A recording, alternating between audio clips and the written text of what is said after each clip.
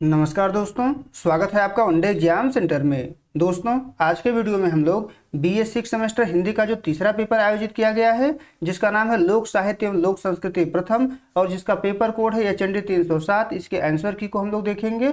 सत्र 2025-26 का ये पेपर है। चलिए बिना देर किए जान लेते हैं कि किस प्रश्न का कौन सा उत्तर सही होगा। आपका पहला प्रश्न है, लोक साहित्य की विशेषताएं नहीं है। तो लोक साहित्य की जो विशेषता इसमें से नहीं है वो लोक साहित्य लोकमानस की कृत्रिम अभिव्यक्ति है। सी ऑप्शन आपका पहले का सही हो जाएगा। दूसरा प्रश्न है, फोकलोर का पर्यायवाची शब्द नहीं है। तो वैदिक संस्कृत फोकलोर का पर्यायवाची नहीं है। डी ऑप्शन आपका दूसरे का सही हो जाएगा। तीसरा प्रश्न है, लोक साहित्य के संकलन में संकलनकर्ता में कौन से आवश्यक गुण होने चाहिए। तो संकलनकर्ता में जो आवश्यक गुण होने चाहिए वो तीनों गुण हैं। तो डी ऑप्शन आपका तीसरे का सही हो जाएगा। चौथा प्रश्न है, रिक्त स्थान की पूर्ति कीजिए। लोक साहित्य में लोकमानस में तर्क का अभाव होता है। तो बी ऑप्शन आपका सही हो जाएगा। पांचवा प्रश्न है, लोक साहित्य में लोक का अर्थ है। लोक साहित्य में लोक का अर्थ होता है वह वर्ग जो शास्त्रीयता से शून्य हो। ये ऑप्शन आपका पांचवें का सही हो जाएगा। छठा प्रश्न है, भारतीय लोक साहित्य के अध्ययन का सर्वप्रथम प्रयास किस अंग्रेजी विद्वान ने किया था। तो सबसे पहले व्यवस्थित प्रयास जो है सर जॉर्ज ग्रियर्सन के द्वारा किया गया था। बी ऑप्शन आपका छठवें का सही हो जाएगा। सातवां प्रश्न है, 12 मासा का आरंभ किस माह से होता है। तो 12 मासा का आरंभ जो है हिंदी के आषाढ़ मास से होता है। बी ऑप्शन आपका सातवें का सही हो जाएगा। आठवां प्रश्न देख लेते हैं। इसमें आपसे पूछा गया है कि लोकगीत का प्रकार नहीं है। कौन लोकगीत का प्रकार नहीं है। तो इसमें से जो है गजल जो है लोकगीत में नहीं आता है। डी ऑप्शन आपका आठवें का सही हो जाएगा।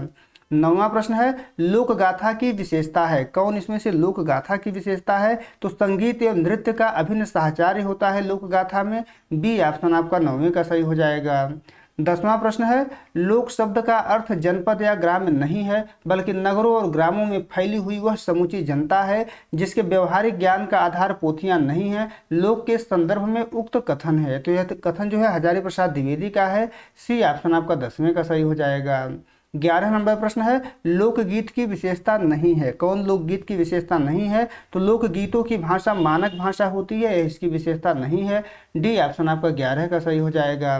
12 नंबर प्रश्न है, कथात्मक गेय काव्य है। कथात्मक गेय काव्य जो है लोक गाथा होता है। बी ऑप्शन आपका 12 का सही हो जाएगा। 13 नंबर प्रश्न है, निम्नलिखित में से लोक गाथा का उदाहरण है। तो लोक गाथा का उदाहरण इसमें से आल्हाखंड माना जाता है। डी ऑप्शन आपका 13 का सही हो जाएगा। 14 नंबर प्रश्न है, ढोला मारू दुहा लोक साहित्य किस विधा की रचना है। तो यह जो है लोक गाथा माना जाता है। ए ऑप्शन आपका 14 का सही हो जाएगा। 15 नंबर प्रश्न है, लोक कथाओं की विशेषता नहीं है। लोक कथाओं की जो विशेषता नहीं है वो क्या है। तो टेक पदों की पुनरावृत्ति जो है लोक कथाओं की विशेषता नहीं है। डी ऑप्शन आपका 15 का सही हो जाएगा। 16 नंबर प्रश्न है, विदेशिया लोक साहित्य की किस विधा की रचना है। तो विदेशिया लोक साहित्य जो है लोक नाटक की रचना है। ए ऑप्शन आपका 16 का सही हो जाएगा।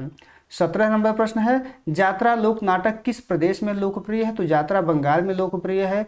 बी ऑप्शन आपका 17 का सही हो जाएगा। 18 नंबर प्रश्न देख लेते हैं, नाक में दम करना मुहावरे का आशय है। तो अत्यधिक परेशान करना। बी ऑप्शन आपका 18 का सही हो जाएगा। 19 नंबर प्रश्न है, उत्तम खेती मध्यम बान अधम चाकरी भीख निदान उक्त कथन है। तो यह जो कथन है वो लोकोक्ति है। ए ऑप्शन आपका 19 का सही हो जाएगा। 20 नंबर प्रश्न है, संध्या को पैदा हुई आधी रात जवान बड़े सवेरे मर गई घर हो गया मसान उक्त पहेली का आशय है। तो उक्त पहेली का आशय जो है ओस है। सी ऑप्शन आपका 20वें का सही हो जाएगा। 21 नंबर प्रश्न है, जैसी करनी वैसी भरनी लोकोक्त किस सिद्धांत को अभिव्यक्ति करती है। तो कर्मफल सिद्धांत को अभिव्यक्ति करती है। डी ऑप्शन आपका 21 का सही हो जाएगा। 22 नंबर प्रश्न है, ऋतुओं से संबंधित लोकगीत है। तो फाग जो है ऋतुओं से संबंधित लोकगीत है। बी ऑप्शन आपका 22 का सही हो जाएगा।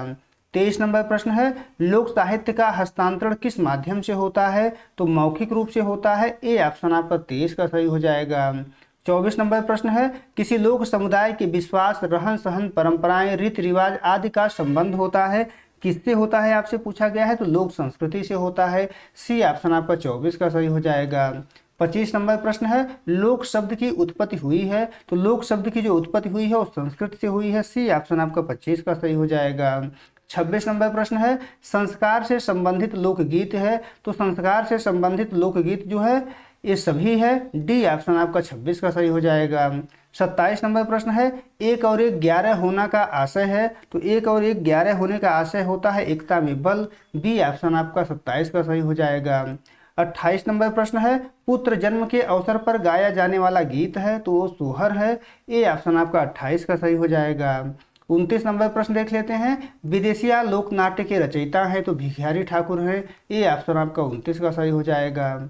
30 नंबर प्रश्न है, इनमें से कौन उत्तर भारत में प्रचलित लोक नाट्य की एक प्रमुख विधा है, तो लोक नाट्य की उत्तर भारत में प्रचलित जो प्रमुख विधा है वो रामलीला है, बी ऑप्शन आपका 30वें का सही हो जाएगा।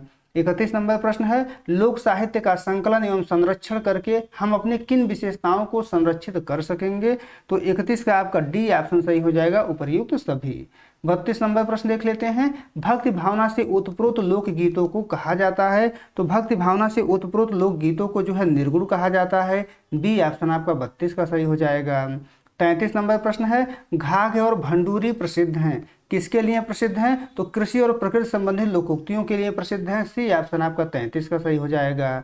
34 नंबर प्रश्न है, यक्षगान कहाँ का लोक नाट्य है, तो यक्षगान जो है कर्नाटक का है, ऑप्शन में नहीं दिया हुआ है। 35 नंबर प्रश्न देखते हैं, इसमें आपसे पूछा गया है कि भारतीय लोक साहित्य के संकलन, अध्ययन और प्रकाशन का कार्य किस संस्था द्वारा किया गया था, तो 35 का आपका ए ऑप्शन सही हो जाएगा, काशी नागरिक प्रचारी सभा के द्वारा किया गया था। 36 नंबर प्रश्न देख लेते हैं, उत्तर प्रदेश के लोकगीतों का प्रचुर संग्रह करने वाले विद्वान कौन है, तो ये विद्वान जो है विलियम क्रूक हैं, एक ही नाम जो है 2 ऑप्शन में दे दिया है अलग अलग करके, विलियम क्रूक नाम है, तो यहाँ पर एक ऑप्शन आप सही कर सकते हैं, सी मान करके हम चल रहे हैं। आगे बढ़ते हैं, 37 नंबर प्रश्न देख लेते हैं, इसमें आपसे पूछा गया है कि भारतीय लोक कथाओं का अंत प्रायः होता है, तो भारतीय लोक कथाओं का अंत प्रायः सुखांत होता है, बी ऑप्शन आपका 37 का सही हो जाएगा। 38 नंबर प्रश्न है, लोक कथा जातक किससे संबंधित है, तो बुद्ध के पूर्व जन्मों से संबंधित है, बी ऑप्शन आपका 38 का सही हो जाएगा। 39 नंबर प्रश्न है, लोक गाथा में प्रधानता होती है, तो लोक गाथा में कथानक की प्रधानता होती है, सी ऑप्शन आपका 39 का सही हो जाएगा। 40 नंबर प्रश्न है, निम्नलिखित में से श्रम संबंधी गीत है, तो श्रम संबंधी गीत जो है रोपनी गीत हो जाएगा, डी ऑप्शन आपका 40 का सही हो जाएगा। 41 नंबर प्रश्न है, कीर्तनिया लोक नाट्य का भाव प्रधानता होता है, तो कीर्तनिया लोक नाट्य का जो भाव होता है वो धार्मिक होता है, बी ऑप्शन आपका 41 का सही हो जाएगा।